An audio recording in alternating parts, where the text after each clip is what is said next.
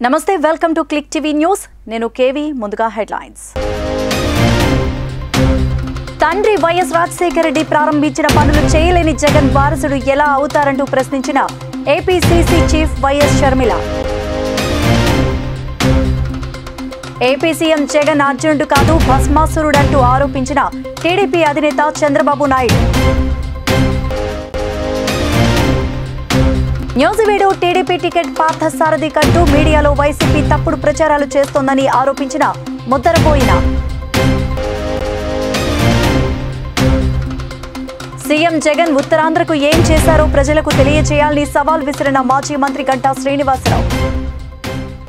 ఇక డీటెయిల్స్ చూస్తే ప్రజలకిచ్చిన హామీలు తండ్రి వైఎస్ రాజశేఖర రెడ్డి ప్రారంభించిన పనులు పూర్తి చేయలేని జగన్ వారసుడు ఎలా అవుతారని AP PCC chief YS Sharmila విమర్శించారు.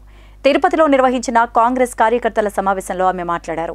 ప్రజలకిచ్చిన ప్రతి మాట తప్పిన జగన్ ఏం జవాబు చెప్తారంటూ ప్రశ్నించారు. వైఎస్ఆర్ జగనన్న పాలనకు ఆకాశం పాతాళానికి ఉన్న తేడా ఉందని ఆరోపించారు. వైసీపీ జగనన్న కోసం ఎంతో కష్టపడ్డా కనీసం కృతజ్ఞత లేకుండా వ్యక్తిగత జీవితంపై దాడి చేస్తున్నారంటూ పేర్కొన్నారు. నా పుట్టింటికి వచ్చి రాజకీయం చేస్తున్న ఎంతటి త్యాగానికైనా పోరాటానికైనా సిద్ధమేనట్టు ప్రకటించారు. టీడీపీ జనసేన వైసీపీలకు ఓటేస్తే బీజేపీకి వేసినట్టేనన్నారు. రాబోయే ఎన్నికల్లో ప్రతి కాంగ్రెస్ కార్యకర్త సైనికుల్లా కాదు సైన్యంలా మారి పనిచేయాలంటూ పిలుపునిచ్చారు. ప్రధాని నరేంద్ర మోదీ ఏపీకి ఇచ్చిన హామీలు మరచి కేడీగా మారారంటూ దుయ్యబట్టారు. మోదీకి బీజేపీకి మద్దతు ఇస్తున్న జగన్ కూడా కేడీనేనని షర్మిల విమర్శించారు. పోలవరం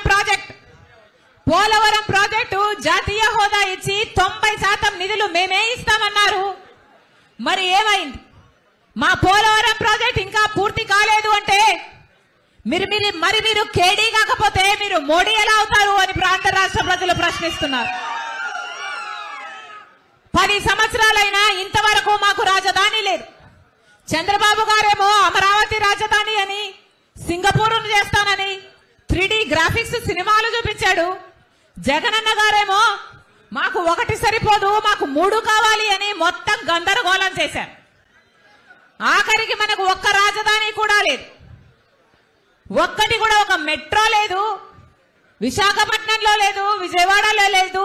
దక్షిణ భారతదేశంలో ఏ ఒక్క రాష్ట్రంలోనైనా మెట్రో లేదు అంటే అది ఒక్క ఆంధ్ర రాష్ట్రంలో మాత్రమే. అంత తీసిపోయామా? మాకు స్పెషల్ స్టేటస్ లేదు, మాకు పోలవరం లేదు, మాకు రాజధాని లేదు, మా బిడ్డలకు ఉద్యోగాలు లేవు, మా రైతులకు భరోసా లేదు. మరి మాకు ఏం మిగిల్చారు? మరి మీరు సమస్తము దోచేసుకుంటే మీరు కేడీలు గాక మీరు మోడీ ఎలా అవుతారు అని అడుగుతున్నాం.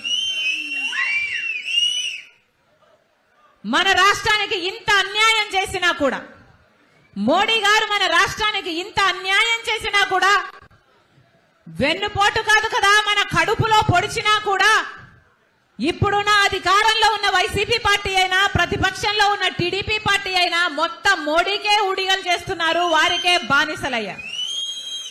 ఎందుకు అని అడుగుతున్నాం. ఇటు జగనన్న గారైనా అటు చంద్రబాబు గారైనా ప్రజలకు సమాధానం చెప్పాల్సిన అవసరం లేదా అని అడుగుతున్నాం.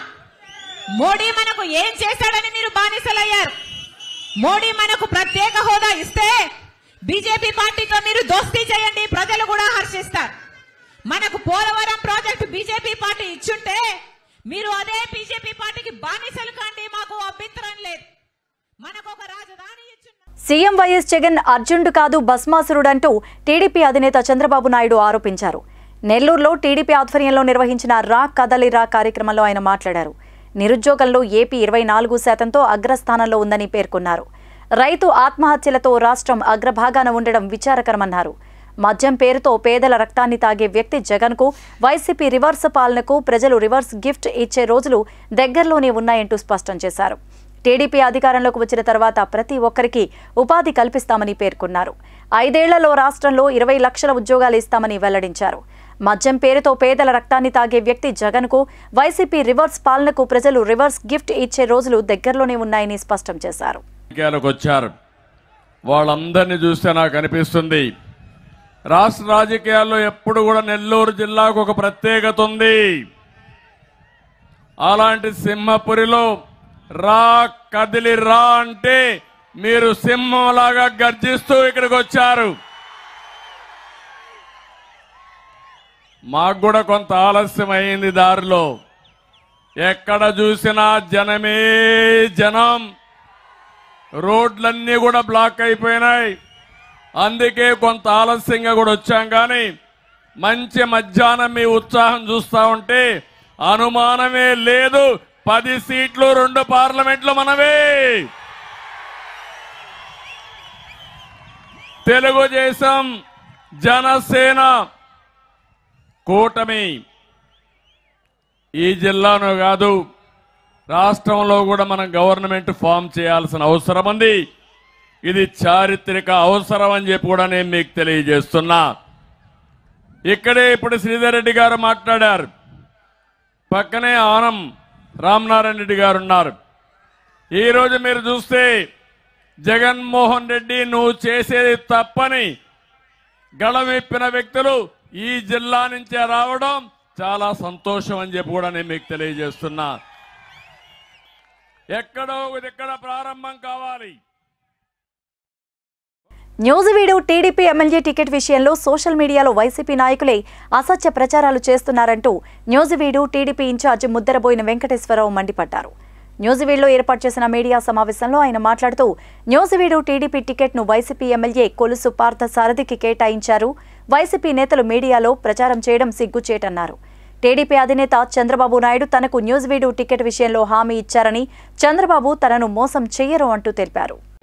ముఖ్యంగా గడిచిన 3-4 రోజుల నుంచి కూడా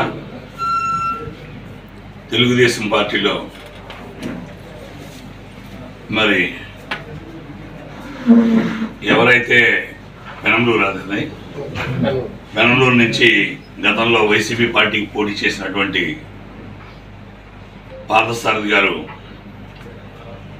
నూజివీడు టికెట్ ఏదో ఆయనకి తెలుగుదేశం పార్టీ ఇస్తుందని చెప్పేసి చాలామందికి ఫోన్లు చేయటం, నాకు ఆల్రెడీ కన్ఫామ్ అయిపోయిందని చెప్పేసి చెప్పటం, కొంత తెలుగుదేశం పార్టీలో నాయకులు కానివ్వండి, కార్యకర్తలు కానివ్వండి, అందరూ కూడా నాకు ఫోన్ చేస్తున్నారు. అదేవిధంగా గ్రామ నాయకత్వాలు కూడా వాళ్ళకు కూడా కొంతమంది ఫోన్లు చేసి చెప్పడం కూడా జరుగుతుంది. వాళ్ళు ఏమంటున్నారు, ఏంటంటే ఇది 10 సంవత్సరాల నుంచి మీరు ఇక్కడ కష్టపడి పార్టీకి పనిచేస్తున్నారు, పార్టీకి పనిచేయడమే కాకుండా ఇక్కడ 2 సార్లు ఓడిపోయినా కూడా మరి ప్రజలతో పార్టీ ఇచ్చిన ప్రతి ప్రోగ్రాం కూడా మీరు చేస్తున్నారు, మరి ఇలాంటి రూమర్ వస్తుంది, మీ దృష్టికి ఏమైనా తీసుకొచ్చారా అని చెప్పేసి అడగడం జరిగింది. అయితే నేను కూడా మా జిల్లా ప్రెసిడెంట్ గారిని కూడా అడిగాను, ఏమంటే మీ దృష్టికి ఏమన్నా వచ్చిందా, మరి ఇలాగ అందరూ ఫోన్ చేస్తున్నారంటే ఆయన అమ్మటే నాకు చేశారు వెంకటేశ్వరరావు, నా దృష్టికి కూడా రాలేదు, అధిష్టానం నుంచి మరి నాకు కూడా ఏమి చెప్పలేదని అన్నారు. నాకు సరే ఇవన్నీ జనరల్గా జరుగుతున్నాయి, ఆయన ఎప్పుడన్నా వాళ్ళ ఏమన్నా పార్టీలో చేరాడని అడిగాను, చేరలేదని వాళ్ళే అంటున్నారు. పార్టీలో చేరినటువంటి వ్యక్తికి సీట్ ఇచ్చారని చెప్పుకోవడం ఎంత కరెక్ట్ అనేది ఇంతవరకు నాకు తెలిసి అలాంటిది ఏదన్నా ఉంటే మా పార్టీ అధ్యక్షుడు కానివ్వండి, అదేవిధంగా హైకమాండ్ కానివ్వండి, ఇలాంటి ఏదన్నా ఉంటే మమ్మల్ని ఇన్ఛార్జిగా ఉన్నాం కాబట్టి మమ్మల్ని సంప్రదించి, లేదు ఇక్కడ నాయకులను సంప్రదించి మరి ఇలా ఉంది పరిస్థితి అని చెప్పి ఏదో మొత్తానికి పార్టీ వాళ్ళు తీసుకుని నిర్ణయం. అసలు మా పార్టీలోకే రాలేదు. మరి కొంతమంది మీడియా మిత్రులు కూడా ఎలక్ట్రానిక్ మీడియాలో TV9 కానివ్వండి, ఇంకో టీవీ కానివ్వండి, ఇంకోటి కొన్ని ఉన్నాయి టీవీలు, అవి ప్రత్యేకించి పద్దాగా స్ట్రోలింగ్ చేస్తున్నాయి 3 రోజుల నుంచి. మరి వాళ్ళకి ఏమైనా సమాచారం ఉందైతే నాకైతే తెలియదు. కానీ వాస్తవంగా మా దగ్గర ఇంతవరకు మా పార్టీలో చేయనటువంటి వ్యక్తి గురించి ఈ రకంగా మీరు ప్రచారం చేయడం కరెక్టా అని నేను అడుగుతున్నా. పోనీ కనీసం పార్టీలో చేరడానికి ఆశిస్తున్నాడు. శ్రీకాకుళం సూర్యమహల్ సినిమా థియేటర్లో బ్లాక్ టికెట్స్ హవా బాగానే కొనసాగుతోంది. థియేటర్ బయట హౌస్ఫుల్ బోర్డు పెట్టి స్టాఫ్కి బ్లాక్లో అమ్ముకోమని థియేటర్ వాళ్లే ఇస్తున్నారు. ఇదంతా చూసి ఇక్కడికి వచ్చిన ప్రజలు అవాక్కవుతున్నారు. ఆదివారం పూట కుటుంబ సభ్యులతో కాసేపు సరదాగా గడుపుతామని సినిమా థియేటర్కు వస్తే ఇక్కడ పరిస్థితి ఇలా ఉందని వాపోతున్నారు. దీనిపై అధికారులు తగిన చర్యలు తీసుకోవాలంటూ ప్రజలు కోరుకుంటున్నారు.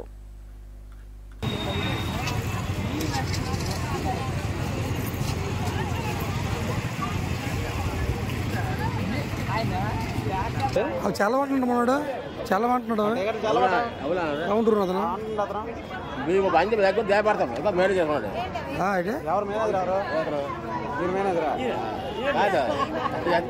కాదు అతను చల్లమంటున్నారు కొంటే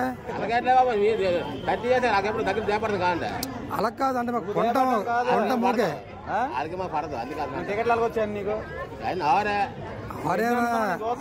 కాదులే కానీ అతను కొంట అంటున్నాడు. ఏం చేద్దాం మరి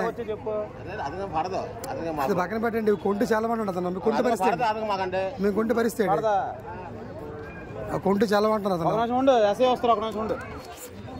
బ్లాక్ లో కొంట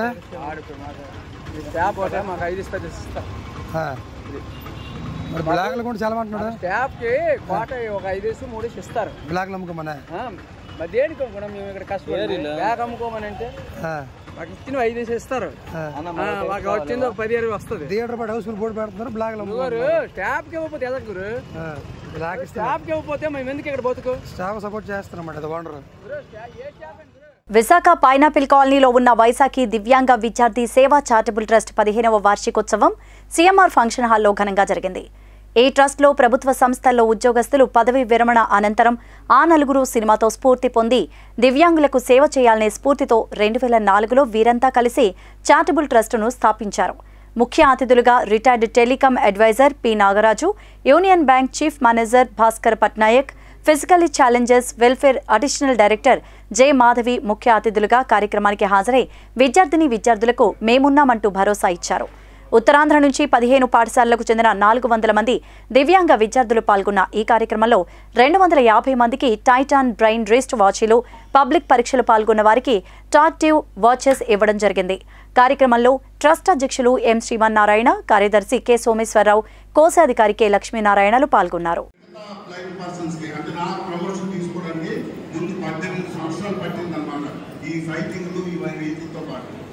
సో ఎట్లాగా నేను ఎందుకు ఇవన్నీ చెప్తున్నాను అంటే ఆ తర్వాత మిగతా ప్రమోషన్లు ఎక్కడ వచ్చాయి. వచ్చిన తర్వాత నా పని నేను చేసుకుంటున్నాను. తర్వాత నాకు ఈలోనే మా సంస్థ వైశాఖి దివ్యాంగ విద్యార్థి సేవా చారిటబుల్ ట్రస్ట్ ఉద్యోగస్తులు ప్రధానంగా బిఎస్ఎన్ఎల్ వాళ్ళు, అలాగే ఇన్కమ్ ట్యాక్స్ వాళ్ళు, నేవీ ఎంఈఎస్ వాళ్ళు, లోకల్ ఉండే ఉద్యోగస్తుల్లో చాలామంది కూడా అందరూ సంఘీభావం ఏర్పడి ఆ నలుగురు సినిమాతో స్ఫూర్తి పొంది ఆ నలుగురు చేసినట్టుగానే ఎవరైనా కాస్త సంఘంలో అవసరమైన వాళ్ళకి చేద్దామని చెప్పేసి ప్రత్యేకంగా దివ్యాంగులకి వారికి ఇబ్బందులు అధికంగా ఉంటాయి. అందులో విద్యార్థులకి ఎదగాలి అని అంటే వారికి సహకారం అవసరమైన ఉద్దేశంతో 2004లో ఇది స్థాపించడం జరిగింది. నేటికి 15 సంవత్సరాలు పూర్తి చేసుకొని 3 సార్లు 5 సంవత్సరాలకు ఒకసారి 10 సంవత్సరాలకు ఒకసారి ఈ రోజున కూడా యానివర్సరీ జూబిలీ వార్షికోత్సవాలు జరుపుకుంటున్నాము. ఈ రోజున సుమారుగా 250 మందికి దివ్యాంగ విద్యార్థులకు బ్రెయిలీ వాచీలు ఇస్తున్నాం. అలాగే కొంతమందికి పబ్లిక్ పరీక్షలకి ప్రవేశం చేస్తున్న వారికి టాకెటివ్ వాచీలు కూడా ఇస్తున్నాం. మా తాలూకు ధ్యేయం ఏంటంటే దివ్యాంగులకి విద్యలో ఇబ్బంది పడకుండా ఉండాలి, అలాగే వారి తాలూకు ఆరోగ్యం బాగుండాలనంటే వారికి పౌష్టికాహారం కావాలా. దీనికి స్ఫూర్తిగా ఏం చేస్తున్నాం అంటే మా సంస్థ తరపున ప్రతి నెలకి ఒక దివ్యాంగ పాఠశాలకు వెళ్ళి మన తాలూకు జిల్లాలో కానీ, మన తాలూకు రాజమండ్రి ఈస్ట్ గోదావరి జిల్లాలో కానీ, విజయనగరం జిల్లాలో కానీ నెలకి ఒక పర్యాయం పాఠశాలకు వెళ్ళి అక్కడ వారి కోసం ఇబ్బంది లేకుండా వార్చి వాళ్ళకి వడ్డిస్తున్నాం. బీజేపీ రాజ్యసభ సభ్యులు జీవీఎల్ నరసింహారావు తమ పదవికి రాజీనామా చేసి స్టీల్ ప్లాంట్పై కేంద్ర ప్రభుత్వం మీద ఒత్తిడి తేవాలని కాంగ్రెస్ నాయకురాలు దండి ప్రియాంక సూచించారు. స్టీల్ ప్లాంట్ ప్రైవేటీకరణకు వ్యతిరేకంగా జీవీఎంసీ గాంధీ విగ్రహం వద్ద కాంగ్రెస్ పార్టీ నేతృత్వంలో జరిగిన నిరసనలో ఆమె మాట్లాడారు. ప్రధానమంత్రి స్టీల్ మంత్రితో మాట్లాడాలని, అందుకే ఆగింది అంటూ ప్రజలను జీవీఎల్ మభ్యపెట్టే ప్రయత్నం చేస్తున్నారన్నారు. కానీ నేటి వరకు కేంద్రం నుంచి ఎలాంటి ప్రకటన రాలేదని, 1080 రోజుల నుంచి కార్మికులు పోరాటం చేస్తూ ఉంటే కేంద్రానికి పట్టట్లేదని ఆమె మండిపడ్డారు. జీవీఎల్ నరసింహారావు విశాఖ నుంచి వచ్చే ఎన్నికల్లో లోక్సభకు పోటీ చేయాలనుకుంటున్నారని, చిత్తశుద్ధి ఉంటే ఎంపీ సభ్యత్వానికి రాజీనామా చేసి కేంద్ర ప్రభుత్వం మీద ఒత్తిడి తెచ్చి ప్రభుత్వ రంగంలోనే కొనసాగుతుందని ప్రకటన చేయించాలంటూ కోరారు. కార్యక్రమంలో కాంగ్రెస్ నాయకులు జగన్, మురారి, శ్రవణ్, నిశ్చల్, నాగరాజు, విజయ్, శ్రీనివాస్, ప్రసన్న అధిక సంఖ్యలో కార్యకర్తలు పాల్గొన్నారు.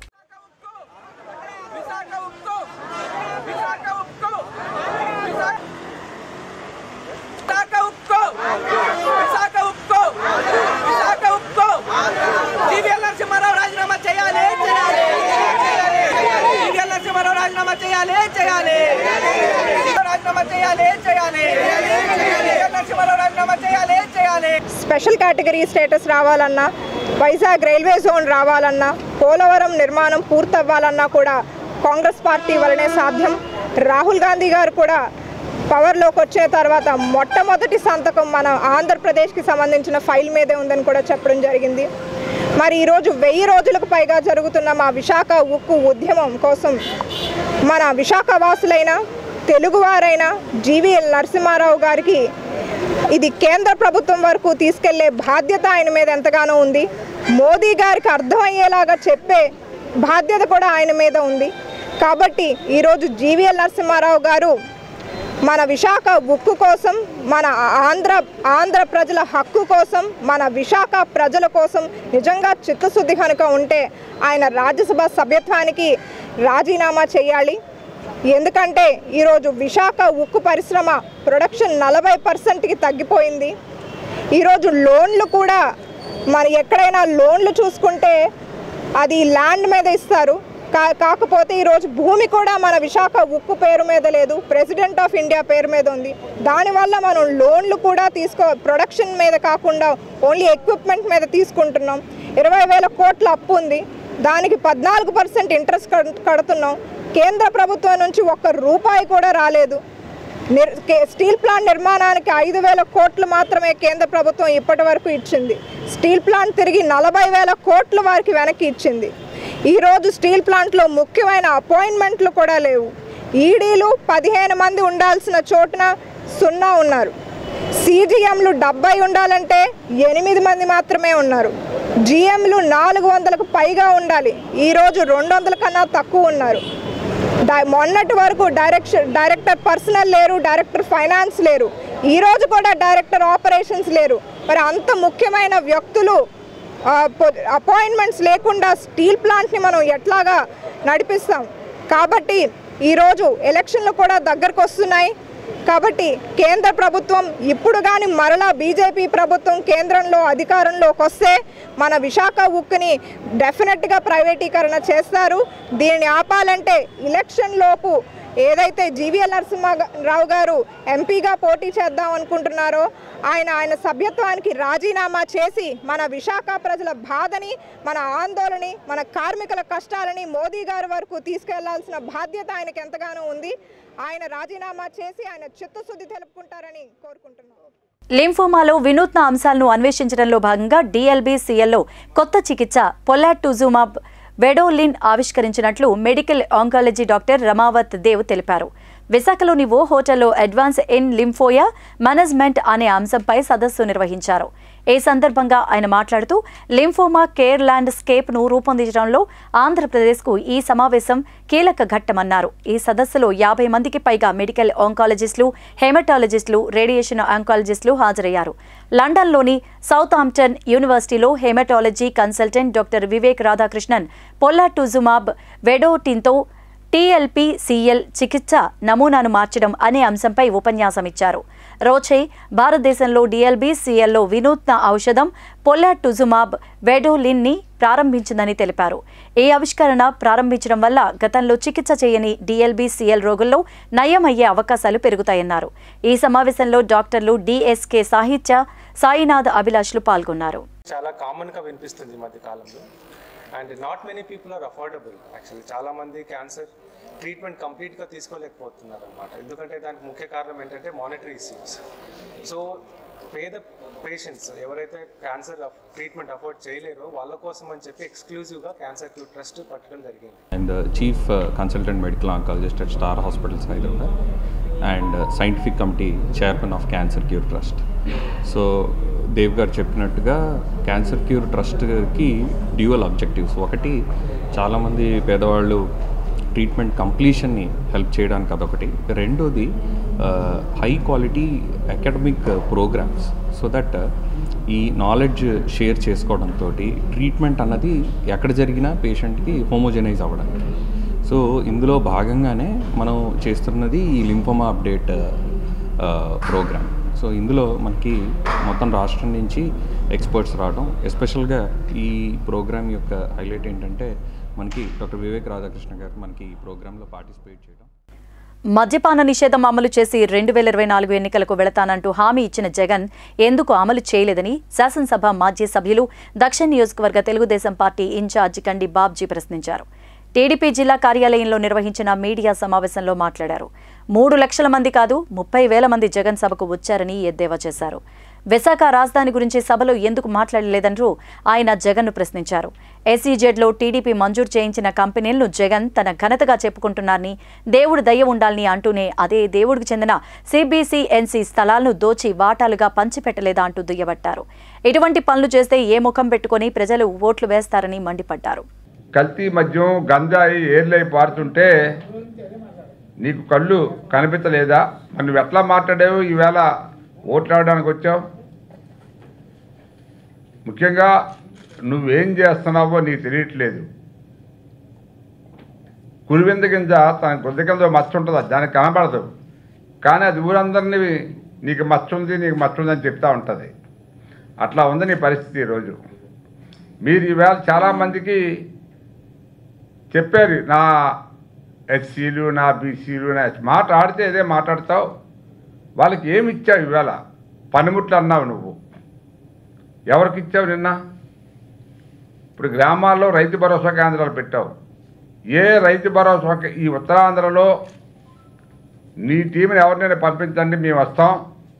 ఏ రైతు భరోసా కేంద్రంలోనైనా ఒక ట్రాక్టర్ కానీ, ఒక ప్లవింగ్ ఇన్స్ట్రుమెంట్స్ కానీ, లేకపోతే ఒక వాటర్ పోసుకునే పైపులు కానీ అద్దెకిస్తామని చెప్పి బాగా ఊదేవు నువ్వు.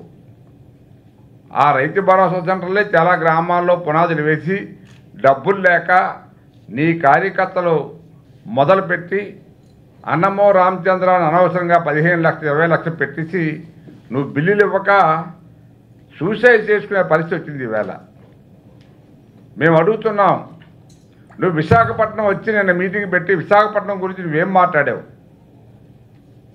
ఏమైనా రాజధాని గురించి మాట్లాడావా? నువ్వే అన్నావు రాజధాని చేస్తాను విశాఖపట్నాన్ని, ఇది ఒక మహానగరం అయిపోద్ది, డామ్ డూమ్ డిస్కు అని చెప్పావు. ఇక్కడ ఒక ఇండస్ట్రియల్ సమితి పెట్టావు. దాంట్లో సుమారు 13 లక్షల కోట్ల మనకు పెట్టుబడులు వచ్చాయి. దగ్గర 2 లక్షల మందికి ఉద్యోగాలు వచ్చేస్తాయని చెప్పిన పెద్ద మనిషివి. ఇప్పటికి ఎన్ని ఉద్యోగాలు వచ్చాయి, ఎన్ని కంపెనీలు పెట్టావు? నిన్న నీ పేపర్లో ఎక్కడో చూశాను నేను, రాయించుకున్నావు. ఏషియన్ పెయింట్స్ ఎప్పుడు వచ్చిందండి? అది చంద్రబాబు నాయుడు గారి టైంలో పునాది వేసి శంకుస్థాపన చేసి ఓపెనింగ్ కూడా బహుశా చంద్రబాబు నాయుడు గారే చేసినట్టున్నారు, లేదా ఓపెనింగ్ నువ్వు వచ్చినట్టున్నావు. ఎవడో బిడ్డకి పేరు పెట్టుకున్నట్టు ఎస్సీజెడ్లో ఉన్న కంపెనీలన్నీ ఆ రోజు చంద్రబాబు నాయుడు గారు ఎస్సీజెడ్లో శంకుస్థాపన చేసి శాంక్షన్ చేసిన కంపెనీలకి ఈరోజు నువ్వు పేరు పెట్టుకుంటున్నావు. మధురవాడ ఎస్సీజెడ్లో ఉన్న ఐటీ కంపెనీలన్నీ కూడా సుమారు 10 కంపెనీలు ఒక్కొక్కటి నువ్వు పెట్టిన బాధలు భరించలేక హైదరాబాద్ తరలిపోయాయి. Saint Mother Teresa memorial sports tournament grand finale అట్టహాసంగా ప్రారంభమైంది. ఈ పోటీలను Gnanapuram Saint Peter's cathedral church గ్రౌండ్లో నిర్వహిస్తున్నారు. గత వారం రోజులుగా పురుషులకు క్రికెట్, మహిళలకు త్రోబాల్ పోటీలు నిర్వహించారు. ఈ సందర్భంగా ఫాదర్ ప్రతాప్, విశాఖ మైనార్టీ నాయకులు ఎండ్రపు నిఖిలేష్ రాజ్ కుమార్ మాట్లాడారు. విశాఖపట్నం క్రిస్టియన్ మైనార్టీ రోమన్ క్యాథలిక్లు 22 చర్చిలు 25 కళాశాలలు సంయుక్తంగా కలిసి ఈ టోర్నమెంట్ నిర్వహిస్తున్నట్లు చెప్పారు. జనవరి 23 నుంచి 28 వరకు ఈ పోటీలు జరుగుతాయన్నారు. పురుషులకు క్రికెట్కు 18 చర్చ్ జట్లు, మహిళలు త్రోబాల్కు 6 చర్చ్ జట్లు పాల్గొన్నాయన్నారు. ఫైనల్లో Gajuwaka Holy Cross church, Malkapuram Saint John's college team తలపడుతున్నట్లు చెప్పారు. విద్యార్థుల్లో మానసిక ఉల్లాసాన్ని మెరుగుపరిచే విధంగా ఈ పోటీలు దోహదపడతాయని అభిప్రాయాన్ని వ్యక్తం చేశారు.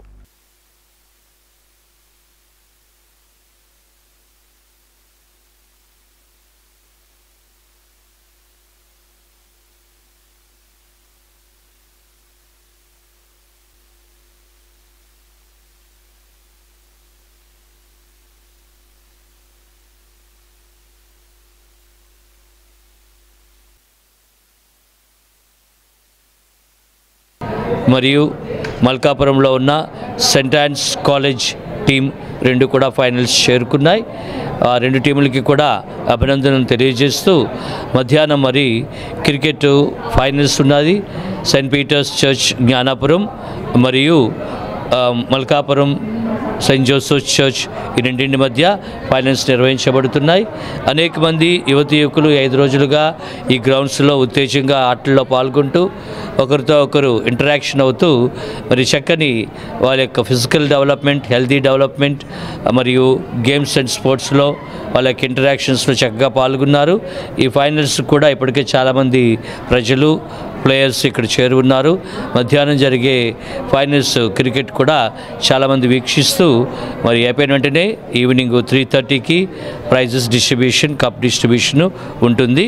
ఇందుకు గాను ప్లేయర్స్ అందరినీ అభినందిస్తూ కార్యక్రమ నిర్వాహకులేంటి మరి నిఖిలేష్ రాజ్ కుమార్ గారికి ప్రత్యేక అభినందనలు ఈ చర్చ సన్నిధి తరపున 2024 ఎన్నికల తర్వాత రాబోయే ప్రభుత్వం జనసేన టీడీపీ కూటమి అని జనసేన నగర అధ్యక్షులు వంశీకృష్ణ శ్రీనివాస్ యాదవ్ జోస్యం చెప్పారు. శివాజీపాలెంలో ఏర్పాటు చేసిన మీడియా సమావేశంలో ఆయన మాట్లాడారు. భీమిలిలో సభను జగన్ ప్రభుత్వం పెట్టారా, పార్టీ పెట్టుకుందా అర్థం కావడం లేదంటూ విమర్శించారు. ఎన్నికల శంఖం అని చెప్పి భీమిలి అభ్యర్థి పేరును సభలో ప్రకటించకపోవడం బట్టి ఆ పార్టీ పరిస్థితి అర్థమవుతోందన్నారు. పాదయాత్రలో చెప్పిన విషయాలే జగన్ మళ్లీ చెప్పారంటూ ఎద్దేవా చేశారు. 175 సీట్లకు జగన్ను చూసే ఓట్లు వేస్తే అభ్యర్థుల్ని మార్చవలసిన అవసరం ఏముందంటూ చెప్పారు. జగన్ పెట్టిన 56 కార్పొరేషన్లకి ₹1 నిధులు ఇచ్చారా అంటూ ప్రశ్నించారు. సమావేశంలో జనసేన కార్పొరేటర్ పీతల మూర్తి యాదవ్, నాయకులు లక్ష్మి, శివప్రసాద్ రెడ్డిలు పాల్గొన్నారు. ఇవాళ ప్రభుత్వ యంత్రాంగాన్ని మొత్తం అక్కడ తరలించి ఆ మీటింగ్ భారీ ఎత్తున ఖర్చు పెట్టారు. అది ఎవరు పెట్టే ప్రభుత్వం ఖర్చా లేకపోతే పార్టీ పెట్టుకుంది కూడా అర్థం కాని పరిస్థితుంది. మరి ఈరోజు మేము అడుగుతూ ఉన్నాం, శంఖం ఊదారు ముఖ్యమంత్రి గారు, ఎన్నికల శంఖంని ఊదారు. ఆ ఎన్నికల ఊదినటువంటి ఆ శంఖం సౌండ్ రాలేదు. బ్యాక్గ్రౌండ్లో మైక్ వేసుకున్నారు. అంటే ఆయన ఊదితే ఆ శంఖం కూడా పనిచేయలేదు. అంటే ఆ పార్టీకి సౌండ్ లేకుండా పోయిందని అదొక నిదర్శనం. ఇక సౌండ్ లేదన్న విషయం ఆయనకు కూడా తెలుసు. అంత పెద్ద మీటింగ్ పెట్టారు, అది చేసామంటా ఉన్నారు. మరి కనీసం ఆ భీముల క్యాండిడేట్ పేరు కూడా చెప్పలేదు. పక్కనే ఉన్నాడు, ఆయన పేరు కూడా చెప్పలేదు. మరి అంత పెద్ద సభలో మేము అంత పెట్టాన వ్యక్తి ఇవాళ కనీసం క్యాండిడేట్ పేరు కూడా చెప్పలేకపోతున్నారంటే ఆ పరిస్థితి ఒకసారి మీరు ఆలోచించాలి. ముఖ్యమంత్రి జగన్మోహన్ రెడ్డి దమ్ముంటే ఉత్తరాంధ్రకు ఏం చేశారో ప్రజలకు తెలియజేయాలని మాజీ మంత్రి గంటా శ్రీనివాసరావు సవాల్ విసిరారు. ఈ మేరకు తన నివాసంలో ఏర్పాటు చేసిన మీడియా సమావేశంలో ఆయన మాట్లాడారు. భీమిలి సిద్ధం సభలో ముఖ్యమంత్రి జగన్ పచ్చి అబద్ధాలు మాట్లాడారని ఎద్దేవా చేశారు. సభలో మాట్లాడిన మాటలను చూస్తూ ప్రజలు నవ్వుకుంటున్నారన్నారు. నవరత్నాలతో కలిపి 730 హామీలు ఇచ్చారని, అందులో కేవలం 15% హామీలు అమలుకు నోచుకున్నాయన్నారు. జగన్ పాలన అంతా విధ్వంసం, ప్రత్యర్థుల అణిచివేతగానే సాగిందన్నారు. షర్మిల ఆరోపణలపై వైసీపీ ఎందుకు మాట్లాడరని ప్రశ్నించారు. వై నాట్ 175 కాదు కదా, పులివెందుల్లో కూడా జగన్ ఓడిపోతారంటూ జస్యం చెప్పారు. 2019 ఎన్నికల్లో గెలుపుకు కృషి చేసిన షర్మిల, విజయమ్మను కూడా జగన్ పక్కన పెట్టారని ఆరోపించారు. విశాఖపట్నంలో పరిపాలనా రాజధాని పేరు చెప్పి ఏం అభివృద్ధి చేశారో చెప్పాలన్నారు. ప్రత్యేక హోదా కోసం ఒక్కసారైనా మాట్లాడారా అంటూ ప్రశ్నించారు. ముఖ్యమంత్రి జగన్మోహన్ రెడ్డి అర్జునుడో రాక్షసుడో త్వరలోనే ప్రజలు తేలుస్తారన్నారు. మొత్తం టోటల్ తీసుకుంటే నవరత్నాలు 199 మేనిఫెస్టో హామీలు కలిపి, పాదయాత్రలో రాష్ట్ర హామీలు 51, జిల్లా నియోజకవర్గాల్లో కూడా ఒక 440, మొత్తం 730 హామీలు ఆయన నవరత్నాల ద్వారా కానీ, పాదయాత్రలో కానీ, లేకపోతే మేనిఫెస్టోలో పెట్టే అంశాలు కానీ మొత్తం తీసుకుంటే 730 హామీలు. ఇందులో అమలు చేసి మొత్తం నవరత్నాలు ప్లస్ మేనిఫెస్టో హామీలు కలిపి 17 అవుట్ ఆఫ్ 199కి, పాదయాత్రలో ఇచ్చిన 51 గాను కేవలం 1, ఈ జిల్లా నియోజకవర్గాల సాధించిన అవుట్ ఆఫ్ 480 కేవలం 3.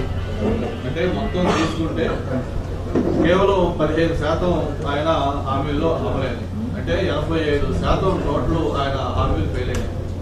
పాదయాత్ర, మేనిఫెస్టో, జిల్లాల వారీగా ఇచ్చిన అన్ని హామీలు మొత్తం 85% జగన్మోహన్ రెడ్డి మొత్తం హామీలు ఫెయిల్ అయ్యారు. అంతేకాకుండా ఆయన ఒకసారి ఎన్నికలకు ముందు చెప్పిన వాటిలో ప్రధానంగా ఈ నవరత్నాల వారిగా అంశాల గురించి మాట్లాడుకోవచ్చు, లేకపోతే ఒక్కొక్క మిగతా అంశాలు మాట్లాడుకోవచ్చు. ఇవన్నీ ఒక పక్కన వస్తే ఆయన ఎప్పుడు చెప్పేది ఒకటే, నేను బులెటిన్ ముగించే ముందు హెడ్లైన్స్ మరోసారి. తండ్రి వైఎస్ రాజశేఖర రెడ్డి ప్రారంభించిన పనులు చేయలేని జగన్ వారసుడు ఎలా అవుతారంటూ ప్రశ్నించిన APCC chief YS Sharmila. AP CM Jagan అర్జునుడు కాదు భస్మాసురుడంటూ ఆరోపించిన టీడీపీ అధినేత చంద్రబాబు నాయుడు. న్యూజివీడు టీడీపీ టికెట్ పార్థసారథి కంటూ మీడియాలో వైసీపీ తప్పుడు ప్రచారాలు చేస్తోందని ఆరోపించిన ముద్దరబోయిన. సీఎం జగన్ ఉత్తరాంధ్రకు ఏం చేశారో ప్రజలకు తెలియజేయాలని సవాల్ విసిరిన మాజీ మంత్రి గంటా శ్రీనివాసరావు. ఇవే బులెటిన్ అప్డేట్స్. మరిన్ని వార్తా విశేషాలతో మరో బులెటిన్లో మళ్ళీ కలుద్దాం. అంతవరకు సెలవు, నమస్తే.